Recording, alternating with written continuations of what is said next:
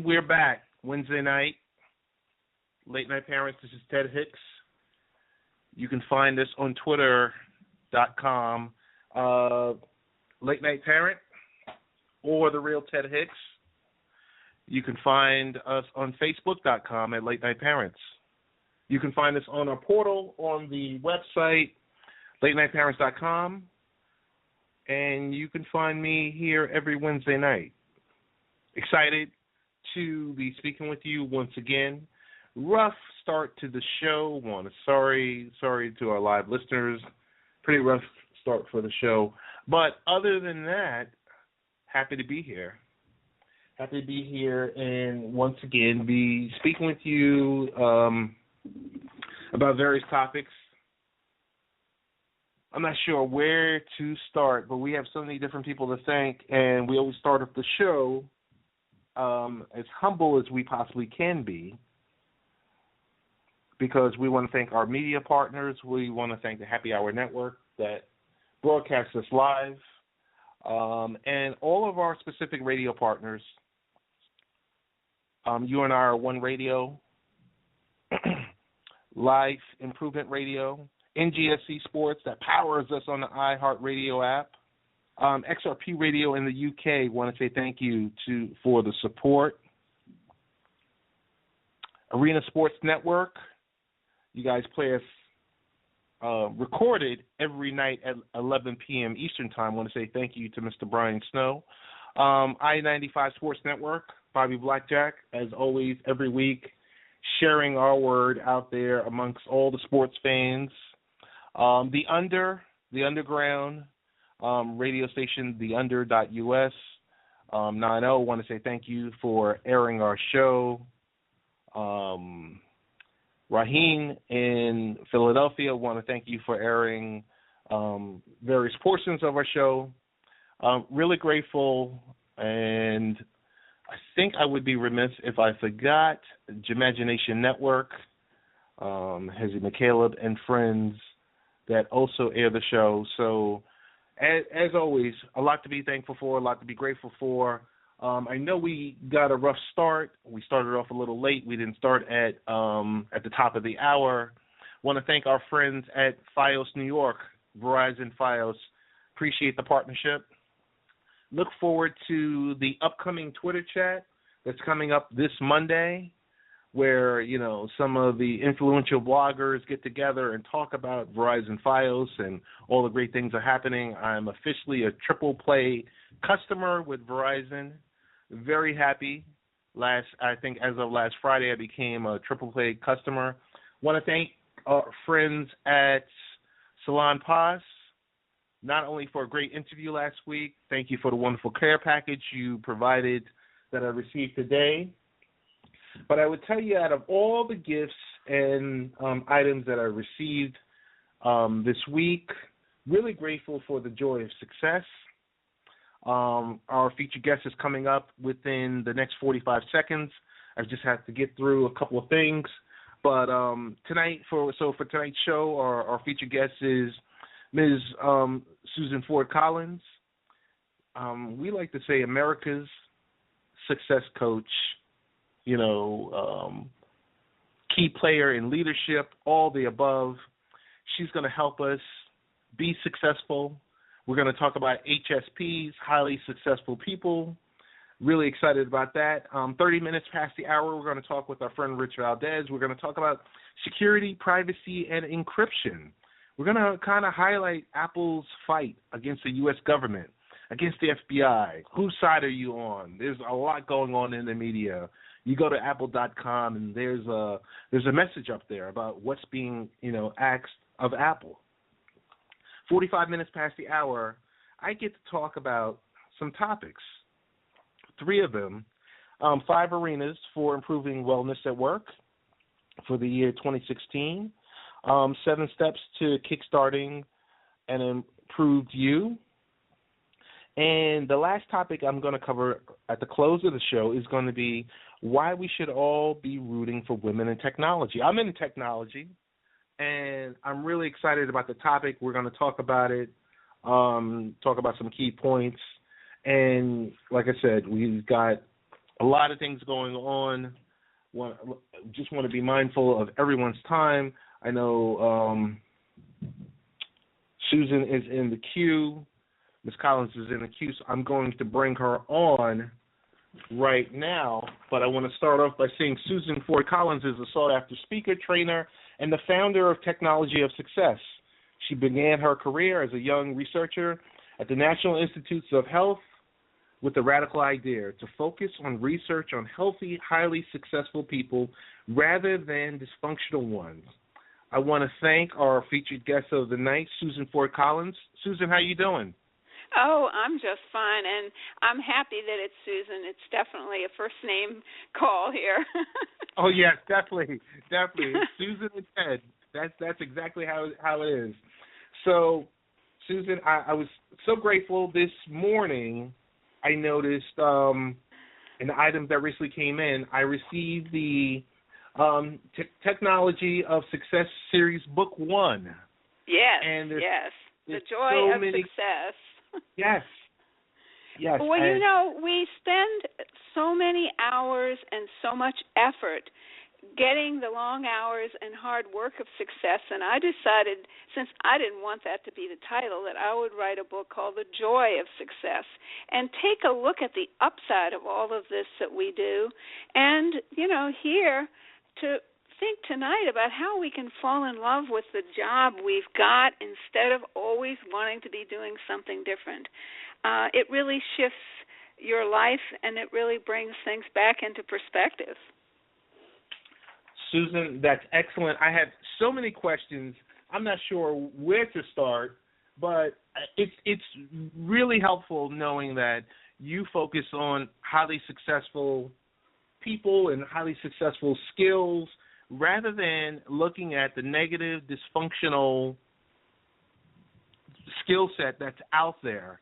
So, well, and at NIH I was laughed at. It's one of those moments that changes your life. I stood up and I suggested, let's study highly successful people, and the whole room of 250 people laughed at me. And, of course, I was the most junior member there at NIH. So I had to have a head of steam going inside of me that was pretty strong to be able to come back from that one.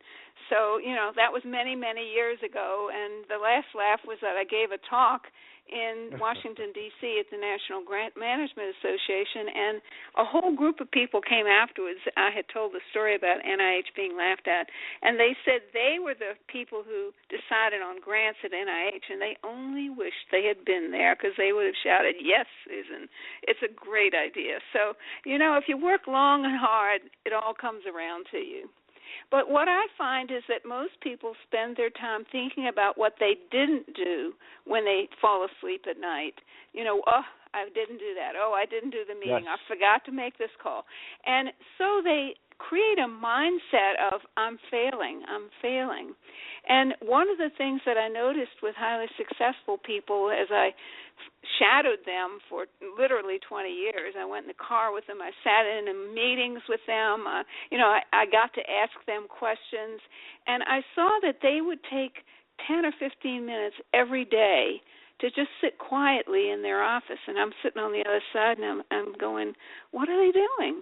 So one day I said, what are you thinking? What's going on in your head? And he told me, I'm thinking about my day, and I'm looking at all the successes I had today. And I said, well, what is success? And he says, it's the little things. He said, most people are looking for the gigantic things, kind of the program we're taught when we go to school and you graduate every 4 years. But he says it's the little things that make the difference. And he gave me an example of the guy who was on the way to make a huge presentation, but he had forgotten to stop and get gas, and so he missed the whole deal, and somebody else got the contract. So, it's the little things, the eating your breakfast, it's having good relationships at home, it's exercising, it's all the little phone calls and the emails, and it's all the tiny things we do each day that accumulate into the big ones. And that was a really different perspective. Susan, can you? I want to ask you this question: how do we create followers and successors? And tell us about learning how to effectively share success skills. Well, one way is get the book and turn people onto it. But, being example is the most powerful way that you can share success skills. So I would say learn to do it yourself. And, one of the things that I would suggest if you want to kind of fall in love with your life and your job again is teach your spouse to success file with you and make that be something you do together at the end of the evening. It really will change your life. So I find that couples really don't know what each other is doing during the day. They really don't have a sense of the little details, and very often when they ask each other, they go, I don't want to talk about that. But we do need to talk about it. We need to acknowledge it. We need to celebrate it. Otherwise, we're going to be unhappy, and we're going to always be looking for something different than what we've got. And not only is that bad for us, but it's terrible for our kids. Because I studied, this was funny too, 1,250 middle school students and their teachers and parents. And I asked the kids how many of them wanted to be successful. And this was in a big auditorium assembly. And only a few hands went up. I was shocked. Maybe a quarter of the kids wanted to be successful, and the parents all gasped. And I said, well, why don't you want to be successful? And the kids told me, because if you're successful, you never have time for fun. You're always late. Your boss is always calling and asking for more. So they had concluded, they had concluded that they did not want to be successful. How's that? Wow. I know, wow. That's an eye-opener right there. Yeah. I'm going to tell myself a little bit. So I've been in information technology. It's nearing 20 years. Yeah. I've been in this field, and I can tell you where I've been on vacation and the phone is ringing and it's the office, and I can tell you when I'm eating at night with the family when I get home, on the night that I do get home, that where I'm able to partake in that, my wife always asks me, so tell me, Ted, what happened today? And I'm like, I don't want to talk about it. Exactly. I don't want to did talk about it. But you got it, Ted. Next time she asks you, talk about it. And don't bitch about it. This is what most people do. Actually celebrate it. Tell her what you're learning. Tell her what you were accomplishing. Tell her something nice that somebody said or an email you got that acknowledged you. Tell her the good stuff so that she'll feel good about you. And then when you're not there, or you're late, or you're, involved in something, she'll feel like she's supporting somebody who's making a difference. And that's really important. So, yeah. Oh, no. Tell me about the three. Success has three essential parts. Oh, this is so important. Could you share that with us? I certainly will. If you look up success in the dictionary, in Webster's Merriam Dictionary, it talks about success as accomplishments, achieving things, reaching goals, making money, earning prizes, and all of that. But even you know who Julianne Hough is, right? The yes. dancer, the fantastic dancer. Well, she's won all kinds of awards. Emmy's been a judge on Dancing with the Stars, and she's done all these things. And she said, "But I don't feel good about my life. I don't feel successful." And so she and Strayer University are actually petitioning Webster's Dictionary to change the definition, but they don't have a new one. And this is what I've been studying my whole life. So here's the answer. Success has three essential parts. Yes, success is completion. It's being able to accomplish the things you write down on your lists and you tell people you'll do. But, this is important, success is also deletion. It's knowing when enough is enough, when you've tried a method and it just isn't working, when you're in a relationship and it's time to let go of it, when you're pushing yourself too hard and too long, and the wise thing to do is to delete it. Does that make sense? Totally. Yes, totally. To a driven man, that may sound like like quite a prescription. But there's a third part. Okay. There's a third part, too, and then we'll go back to deletion because I can see you connected with that one. Yes. Success is also creation. it's discovering, it's breaking through. It's that moment when you go, aha, ooh, I just realized, or especially, my husband's in the tech world too. The moments where you go, oh, I realize, new program, new piece of information. There's a breakthrough moment. And really, all the completions we have and all the deletions we make are to add up to that moment of discovery, of creation. And you know who's really good at this is your kids. They'll blow you away. They'll blow you away with what they think of, that we haven't thought of. So thank heavens they're going to be running the future, because we've kind of gotten stuck in the day-to-day grind, and what I'm prescribing is the way out. Totally. Deletion? Susan? Deletion. Totally. Deletion. Totally. Remember that. And your kids, explain that to your kids so they can go, oh, Dad, so good. Are you really going to come to my game today? You're going to delete something else? Because I had a CEO actually on the phone in the office where I was sitting, and I heard his son screaming at him. And afterwards he said, I apologize, but you need to know why. He said, because it's his championship ball game today, and I promised I'd be there, but we've got a product launch that I had forgotten about.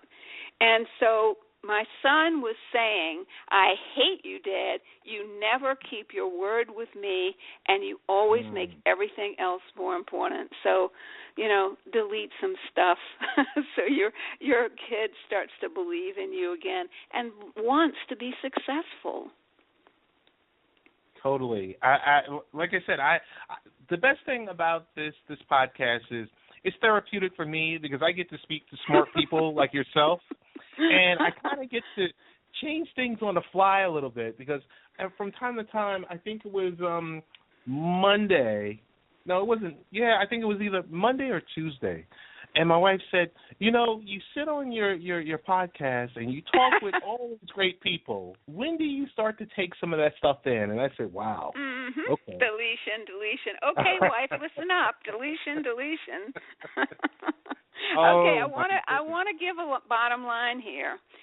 Okay. Here's the truth of it all. When your success file, and that's your list of all the successes you've had in your life, and I suggest everybody start doing that regularly. But when your success file is low, you feel disappointed and discouraged with your life and with yourself, and you lose faith in yourself. But when your success file is full, you feel successful. Notice that? Somebody was so smart, I don't know when, but hundreds of years ago, that they created this word called successful. And so when your success file is full, you feel successful and enthusiastic about where you are and what you're doing now. And your kids will love you for it. Oh, my goodness. Hey, I just want to let our listeners know that we're speaking with Susan Ford Collins, the founder of Technology of Success. Susan, I know our time is running tight with you, and we're so appreciative of you spending the time with us. Tell us about the Technology of Success series. Give us some of the titles that are currently available for people to purchase. Okay. And the number one is The Joy of Success, 10 essential skills for getting the success you want. We're good at getting what everybody else wants, but this is about getting what you want in your life. The second one is Success Has Gears, and that is really important because CEOs said to me, you talked about gears in The Joy of Success, but give us some case studies. So this is 20 case studies of when the various gears of success and leadership are needed. And anybody who's driven any kind of an interesting car with a manual shift knows if you're in the wrong gear at the wrong time, your life jerks and stalls. So the third book is called Our Children Are Watching, and they are. And that's 10 essential skills for leading the next generation to success. And I do coaching all the time. I coach in corporations. Yes, CNN called me America's premier success and leadership coach, and I coached the team at CNN. And I constantly all day I'm on the phone with people all over the world doing appointments for one-on-one coaching and speaking engagements in corporations. So that's what the technology of success is. It's telling you what highly successful people do that makes them have lives that work better than other people's. Susan, I'm going to ask for a freebie for our listeners. The freebie is, how do we avoid the crisis of our time? Take time to celebrate yourself. How's that? Susan, that is great. That is great. Oh, you're Susan, fun. I like this. Deletion. And you're saying deletion to a person that understands and totally gets it, because as I've mentioned to you before, it's, I guess, my kids are at the age where it's basketball practice, it's volleyball. Yeah. It's one thing after another. But, you're a computer guy, so keep in mind when you want to delete a word, let's say in a Word program, you've got to highlight it and you've got to wipe it out, and then you've got to insert something else instead. Yeah. And this is what we have to start doing in life. Is we delete something, we've got to insert something we want there instead, a better habit, a new skill, something that'll make us joyful instead of disappointed. Oh, my goodness. I tell you, I am going to call our good friend Smith Publicity tomorrow, our good friend Christy, because she really delivered. Delivered. Good. So, yes, just come up with some other questions and we'll do it again another time. Oh, definitely. This is the first time you're coming on, but this definitely won't be the last time. Want to give you a round of applause, Susan? Thank you.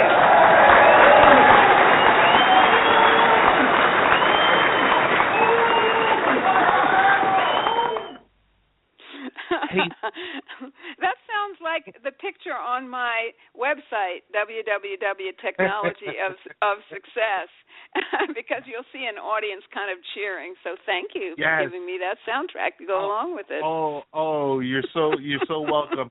So, hey, just could you plug your Facebook page and or your Twitter page? Oh, yeah, everything is Susan Ford Collins. Twitter, Facebook, LinkedIn, Susan Ford Collins. Great. That's how you find me, by my name. You got it. Susan, thank you so much for joining us. And like I said, I definitely want to have you coming back. We loved you. And if there's anything we could do in the future to work with you or help you or assist you in any way, please don't hesitate to give us a call. Well, I'll do that. I thank you, Ted. Right. It's been a pleasure. Take care, Susan. Okay. Bye-bye. And that was Miss Susan Ford Collins joining us. Really fun discussion. She's the founder of Technology of Success. As you know, she's written a series of books. The Joy of Success I have in front of me. The Technology of Success is the series. So I have book 1 in front of me, as I mentioned. Really excited. And we're definitely going to have her back. So I want to go into a quick promo, and let me get this correct. We want to go into a quick promo because I know we're operating we're almost on pace right now, but we want to talk about LNP supports Black History Month. Check this out. This is Ted Hicks from Late Night Parents, and we wanted to let you know about Black History Month. February is Black History Month, but we like to say every single month is Black History Month.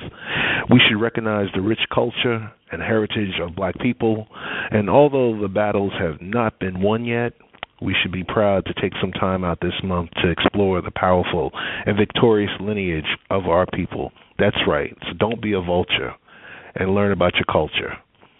Late Night Parents salutes the history of Black people and the history that we have yet to make. That's right, and it's not a mistake. Now back to the live show. Audible is offering our listeners a free audiobook of your choice and a free 30-day trial membership. Just go to audibletrial.com/late-night-parents and choose from over 180,000 audio programs. Download a title free and start listening. It's that easy. Go to audibletrial.com/late-night-parents. That's audibletrial.com/late-night-parents and get started today. Why Audible? Audible content includes more than 180,000 audio programs from the leading audiobook publishers, broadcasters, entertainers, magazine and newspaper publishers, and business information providers. That's audibletrials.com/late-night-parents. There's a lot of talk about what's going on today, as of yesterday with the FBI, talking about the San Bernardino, the terrorist threat that happened a couple of months ago. There were 14 lives that were lost. The FBI has reached out to Apple and instructed them on a few things that they should do. We decided earlier today we had a discussion with our good friend in the room, Rich Valdez, to discuss some of these items. So I'm going to play this right now. And good evening, this is Ted Hicks with Late Night Parents, and we're talking with a friend to the room, Rich Valdez, IT expert, security expert. Overall, we've talked about many technology-related topics before in the past, but the issue I wanted to bring up to Rich tonight was about Apple Pay being in China, being released in China, but unfortunately there's been something else that has taken over this segment, and it's really due to a judge forcing Apple to help unlock the mobile phone or the iPhone of the San Bernardino shooters. So just in case if you've been living under a rock, a federal judge on Tuesday ordered Apple to give investigators access to encrypted data on an iPhone used by one of the San Bernardino shooters. Assistance the computer giant declined to provide voluntarily, according to court papers. So there was a 40-page court paper filed by the U.S. Attorney's Office in Los Angeles. It argued that it needed Apple's help to find the password and access the relevant data, critical data, that's locked away on Syed Farouk's iPhone 5C. These were the two terrorists that were accused, they were alleged, they were responsible for killing up to 14 people on December 2nd. So, Rich, welcome back to the show. You are the voice of so many segments and so many spots on here, so I thought it was just important to bring you in because this is security, privacy, and encryption. But welcome to the show. Thank you, Ted, so much for that introduction. It's always good to be here talking with you on mic, which is about 1/100th of the time we speak off mic. And that's probably an under-exaggeration. That's but true. It's always good. It's always good to be here. Always good to speak with you about things going on in the technology world and the world in general. But yeah, regarding this one, this is a little interesting. But it's also not the first time it's happened. Really? Give me a description of, this is like mainstream. This is, for mainstream America. Well, it happened actually it happened here. It was in New York. I did a little research on this in October of 2014. The U.S. Attorney General office here in New York compelled, as they say, a smartphone manufacturer, which at the time went unnamed. I believe that might have also been Apple, but I won't say that for sure. But to do the same thing, to bypass like the lock screen on someone's smartphone to get to as part of a credit card fraud investigation. So it's on the outset, it's similar. We're talking breaking encryption here and unleashing what that may open up to the world versus just opening a lock on a phone. But at its heart, it's the same thing. It's breaking security on a device as part of a criminal investigation. But what's your take on Apple taking this public stance. You go to apple.com, you go to message to our customers, and what do you see? You see the message to our customers. The United States government has demanded that Apple take an unprecedented step which threatens the security of our customers. We oppose this order, which has implications far beyond the legal case at hand. This moment calls for public discussion, and we want our customers and people around the country to understand what's at stake. So is Apple kind of digging in? Are they digging in? I don't know where I personally stand on it, but I'll say I can see both sides. I can see people saying that they're digging in, that they're almost taking a stand and, drawing a line and saying, no, we just can't do this. I can also see people saying, well, they're making this big show and puffing up and everything just so that when things go wrong later on, they can say, we told you so. Being verbal about we don't really want to do this because it violates privacy and it violates this and it goes against our company principles, the security, which, I guess it does because they have been good about applying encryption and security to devices version over version to make them safer for us to use. No question about that. But, personally, I see this as a different type of situation. I mean, we're not talking about... Well, we're not talking about credit card fraud. Sure, that is a crime. People are affected. It's money. No question about it. People, deserve or need to be charged and held accountable for that. But we're talking about not just loss of one life. Not that any one life is less important than another. We're talking about multiple people killed here. We're talking about a definite terrorist investigation that could go much larger than just the two people who were immediately involved. I mean, in this case, it's not even a question of, well, do we think these were the people who did it? There's, it's unquestionable fact these are the people who were involved. These are the people who set the bomb. And there is more information on this device that needs to be found in order to, to potentially stop some more in the future. Myself, I don't have a problem with it, but I do say that, Tim Cook is right. You don't know what's going to happen down the line. Once you do it one time, that means you can do it again. Then for something like this, I say, all right, he puts it as he has to build a new version of iOS. Really, from what I see, he's got to make it so that the multiple password entries is negated, so it won't lock after the 10 tries, and they can do basically a standard brute force attempt to break into the device. Okay, so you do that. There are ways to secure that so that it can't get out easily. You lock it down so that this can only be run, say, maybe even on a specific machine, specific virtual machine. Maybe lock it down even more. Specific network this happens on. It's got to be held physically. You can't do it remotely. You can lock that out, relatively easily. They are the designers of the iOS, after all. So I don't see it leading to a slippery slope because, again, there's precedent, maybe not at that level, but there's still precedence for it happening. I do say, of course, it has to be guarded like we guard things in Fort Knox. Do not let this go anywhere. But at that point, then it gets treated, I would think, the same like they treat any other corporate secret. They lock all the information down until they're ready for it to go. So you lock this down even more. Maybe you do just make a copy of it and you give it to the government to secure somewhere. Or maybe you destroy it afterwards, knowing you can do it again. So I'm going to read just a brief quote. It would be wrong for the government to force us to build a backdoor into our product. And that's a quote by Tim Cook. So is it simply just and I keep hearing it mentioned that, and this is a software, they want us to build something that hasn't been built yet. Right. I mean, are we doing anything? Is it anything more than just taking the app, layering it, and removing that feature out?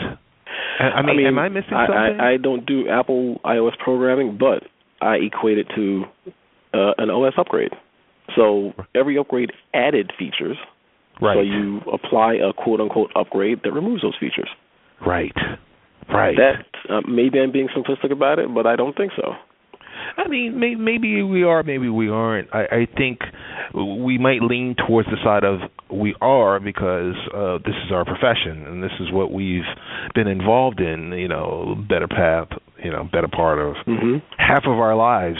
You could say, hey, we've been involved in this specific industry.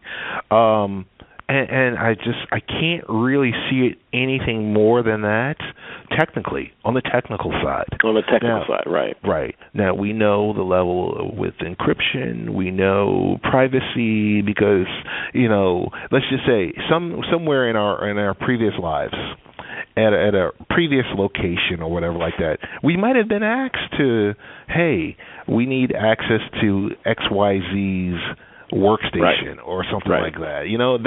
That's a request that IT hears and sees about on a regular basis.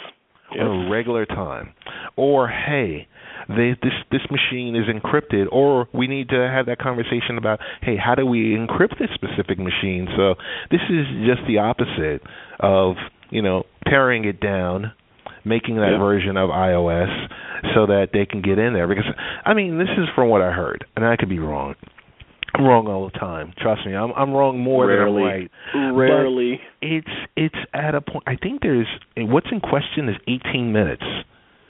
FBI is unable to. It's at that point where 18 minutes of missing data on the device. I think it's either 18 minutes of missing data on the device, or signs they can't count. Time that they can't count for. So they need access to the specific data. So legally, once they have the warrant and the court order, they, I don't know if they treat this like when entering someone's home, where you have to have a warrant for search for specific items. Other items found do not apply. Or again, just because of the nature of the situation, that so whatever we find on the phone, we get to use. Because remember, think about this also. They're not charging anyone here. There's no one to charge. There's no one to charge. Right. And so this is just an investigation of what led up to this. Right. Now I agree if they're asking Tim Cook and Apple to introduce this as a part of the iOS for everyone's devices. I agree with them. No, this shouldn't be on all the devices. Correct. But I do believe that they should have a method, and a difficult method, of getting into a device in a situation like this under extreme circumstances. Absolutely. Correct. One thing I want to note here, and I don't know if this is going to sway you one way or the other, the iPhone in question that's previously belonged to the terrorist at hand, Syed Farouk, is actually owned by Farouk's employer, the San Bernardino County Department of Public Health. And they assigned it to him, and the county consented to investigators' request to search his contents. So, does that change anything? No, I don't think so. Not at all, because, it's not his phone. So even if he was alive, the conversation wouldn't be with him. The conversation would be with his employer, as you just indicated. It's not his phone. He was using it. You got to be pretty sure that there are some usage policies, and I would assume that being involved in such activities would violate those policies, which means anything on the phone would be in break of his contract with his employer, which then makes them able to legally do whatever they want with the data. And again, it's part of a federal investigation, and they have the warrant. They've gone through all that to get it, so now they're just telling the manufacturer, all right, you need to open this up. The prosecutors also argued evidence in Farouk's iCloud account indicates that he was in communication with victims who he and his wife later shot, and phone records show Farouk communicated with Malik, that was his wife, using his iPhone. So it's kind of at the point where the prosecutors allege in their filings that Farouk may have disabled his iCloud data feature to hide evidence. So although investigators have been able to obtain several backup versions of Farouk's iCloud data, the most recent version they've been able to access dates from about a month and a half before the shooting. So they said, this show that Farouk may have disabled the feature to hide evidence. So this is all about, it may not be that 18-minute mark that I originally talked about. It's about to find the last good known backup. Right. So I'm still I have no objections to it. Right. Well, what do you think about, real quickly, what do you think, will there be any backlash on Apple? Because the last time, it's like, it's Apple. I don't see how, someone is bound to voice their opinion and say that, if they do, provide the access or create the access, we'll have to say, since they say it doesn't exist. If they create the access and they provide the information, whether or not anything is found will be irrelevant. Sure, there will be some people who say they're doing wrong, they're violating trust. But again, as long as this is not distributed to any devices, I don't see a violation of trust. This is part of an investigation. This is crime. This is what's necessary, and I don't see it being like a violation of privacy. They're not going into anyone else's information. I mean, again, not being morbid, the man is dead, so he has no privacy. This is an investigation. You're not violating anyone's rights, and if it comes out that he sent messages to someone who's alive, okay, well then that's part of the investigation.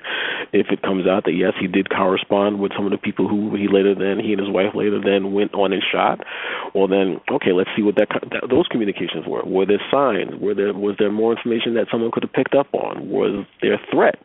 Were there warnings? This is needed. True. Let's put it in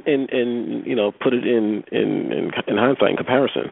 Let's just say, purely for argument's sake, that this was a phone that was found on the plane that landed in Pennsylvania on 9/11. Right. Would anyone be arguing, no, don't go searching for this? No. Don't do everything possible to track this down. Well, totally. I mean, we're calling it terrorism, which it absolutely, positively was. No question about that. Let's find out. That's true. That's true. And like I said, I'm thinking, down the road, is there any backlash? Because, I mean, what have we seen with Apple? We've seen a whole lot. We love their products. People go crazy over them. But there's been times with Apple, and we're both owners of iPhones and other iDevices. But there's been times like, seeing them testify about, why they have, companies handling their finances in Ireland, and why are they, trying to get around tax code and certain things like that. So we've seen that. Let's face it. Sorry, but let's face it. From that perspective, they are a business. Right. They have been the marketing masters in presenting their product in a way which appeals to the public. No complaints about that at all. But in the end, they are a business. In the end, they are going to do the same things like any other company to maximize profits for their investors, whatever it takes legally. And they do everything legal, so good for them. Gotcha. Well, Rich, as always, I want to thank you for coming on to join us. For the couple of people that don't know how to get in contact with you, tell us best ways via social media to get in contact with you. Best ways, hit me up on Twitter. What am I on Twitter? RichieV_NY. That's RICHIEV_NY. And if you want to hit me up on Facebook, it's The Real Richie V. Gotcha. Rich, thanks so much. Anytime, Ted. Thank you for having me.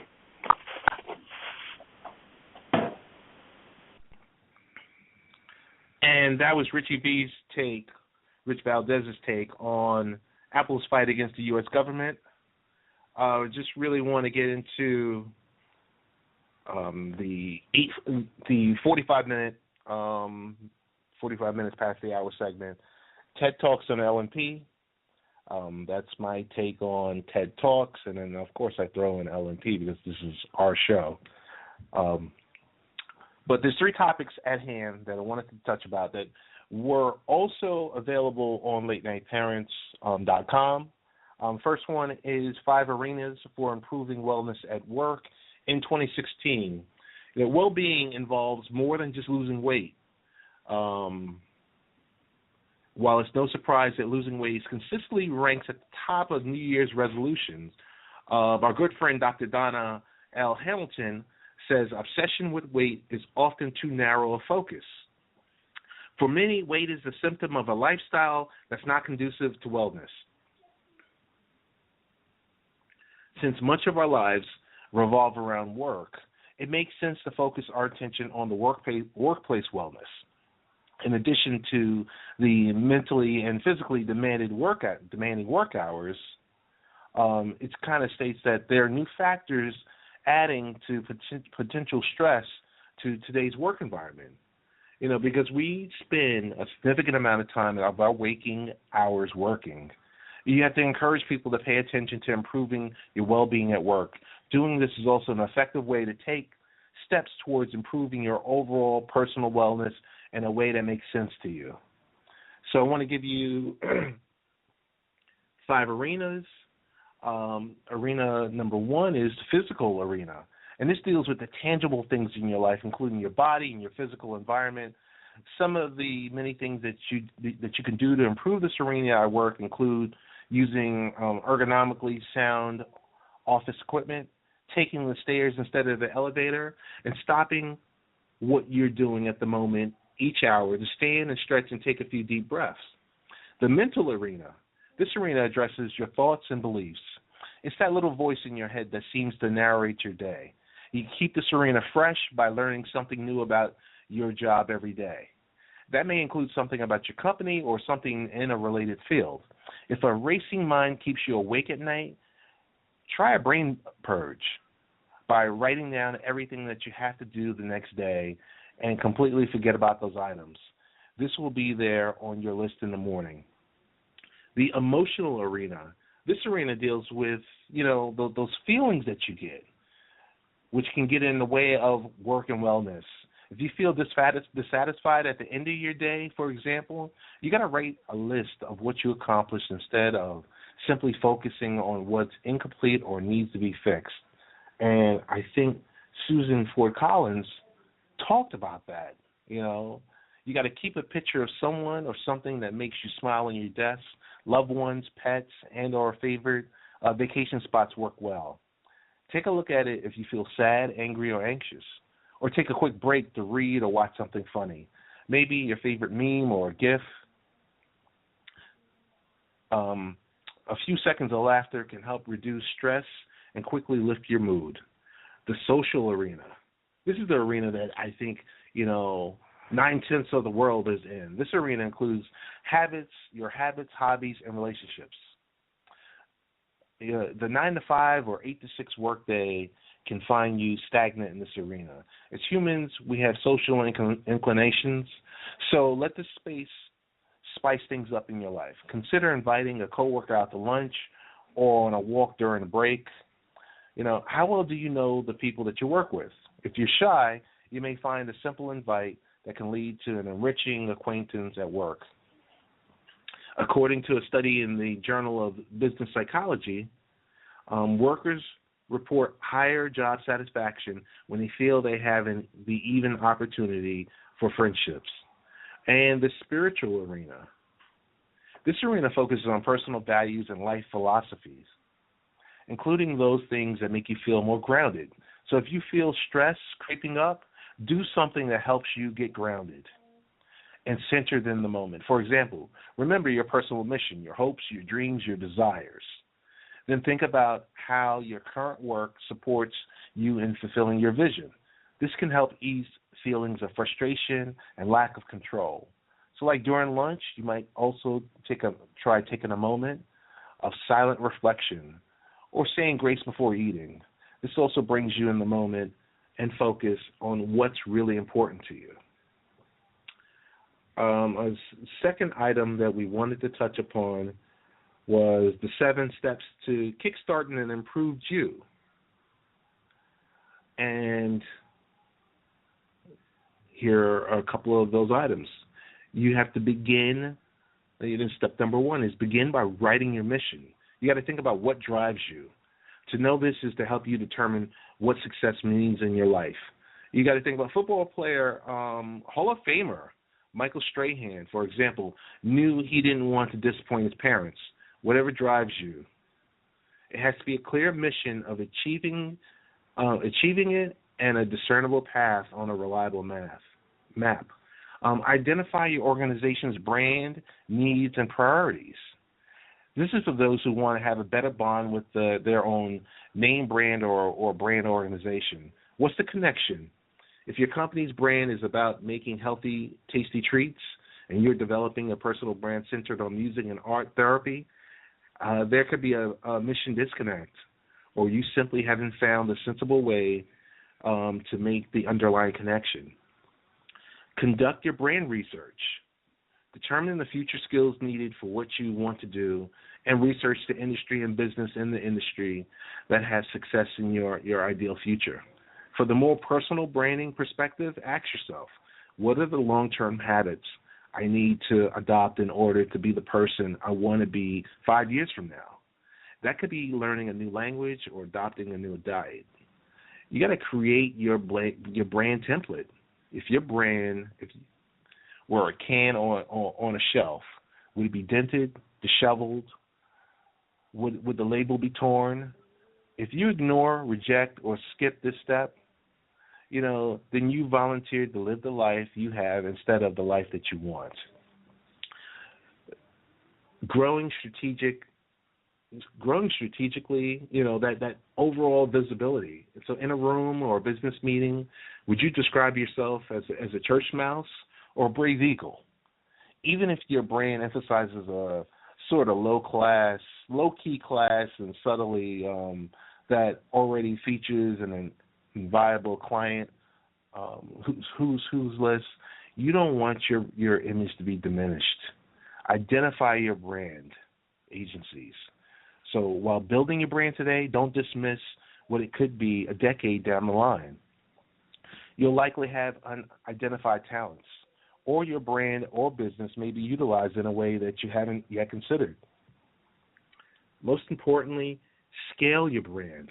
Every brand needs to remain relevant to remain sustainable. To be sustainable, your brand needs to be scalable. Your ability to deliver consistent performance at a high level is what leads to brand sustainability. Assess who will help you be accountable for the achievements of your goals and continue sustainability of your brand. And on a personal level, that person may be a personal trainer, business-wise, and may be a promising employee. That was 5 arenas for improving your wellness at work and 7 steps to starting an improved you. Last item for the evening is why we should all be rooting for women in technology. Gender diversity would greatly aid a male-dominated field. Yes, this is the field that I'm in, and there's plenty of data illuminating the positive effects regarding the growing share of women in the business world. The fastest group of entrepreneurs in America is women, who are launching businesses at 1.5 times the national average. When you let women be themselves in corporate settings, good things happen, according to the Harvard Business Review. For one, we take our friend Nicole McCacklin, the president of the Irvine Technology Group, who specializes in information technology staffing and solutions, and she worries that similar progress in gender diversity isn't being made in technology. She stated that there's at least one simple reason why women have proven to be a positive boost for business. We're half the population. A tremendous floodgate of talent has opened in recent decades. And yes, they tend to have different takes on things, which has proven to be valuable. For example, women are generally more sociable and tend to excel in group dynamics that enable them to flourish, which helps others in the group. So we're going to talk about the values of women in corporations and technology. It's more than identity politics.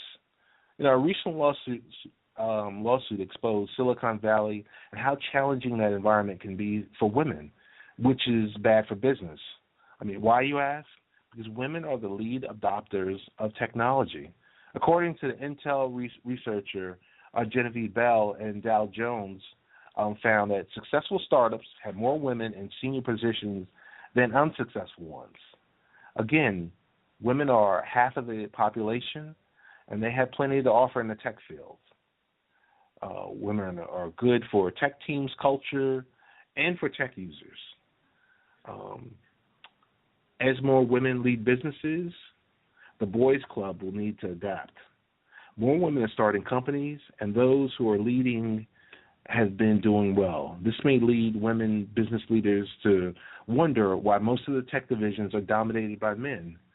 Also, it may be that business leaders want more of a collaborative effort, which could be greatly facilitated by a technology professional who is a woman. Educators see the importance of emphasizing STEM for girls. Let's talk about Sierra College has been holding its annual non-traditional employment for women, it's called NEW, event to encourage high school girls to consider careers in science, technology, engineering, art, and math. That's not STEM, that's STEAM. Similar efforts continue to be made to encourage girls into the tech field. So companies in the top quartile for gender diversity are 15% more likely to have financial returns above the respective national industry medians. According to research by McKinsey & Company, this is an ultra-connected, multi-generational, multi-ethnic, and global business world we're dealing in today. And we need the all talent, perspective, and insight that we have. So encouraging girls and women to be themselves within STEM and STEAM space is something that's smart to do. And those were the three items that I wanted to briefly talk about. I want to thank our guest tonight, Susan Ford Collins, America's success coach. Also, Richard Valdez, talking about security, privacy, and encryption, Apple's fight against the U.S. government. You know about the topics I just talked about. I want to thank once again our radio partners. You and I are one, Life Improvement Radio, I-95 Sports Network, NGSC Sports, The Underground, The Under.US, XRP Radio in the UK, the 405 Radio, Arena Sports Network, FSC Radio, and Imagination Unlimited Network. I want to thank our good friends at Salon Paz, Fios New York. There's going to be a great Twitter chat coming up this upcoming Monday. Look for the hashtag Fios New York. It's going to be at 8 p.m. February 22nd. And we're going to explore TV and internet options and discover why better matters. And that's going to be on Monday. So I want to thank all of our friends and everyone that listens to the show. We have Mr. Tony Lee, CEO or founder of GlideTech, on next week. He's going to talk about his hoverboard. He's going to talk about his company and why GlideTech hasn't run into any of the problems. He's going to break down all the reasons why the hoverboard industry is kind of in disarray and how his company has it right. That's Mr. Tony Lee, who's just on Good Morning America, will be joining us next week. With that, we want to say thank you, folks, all the best, and we'll see you next week.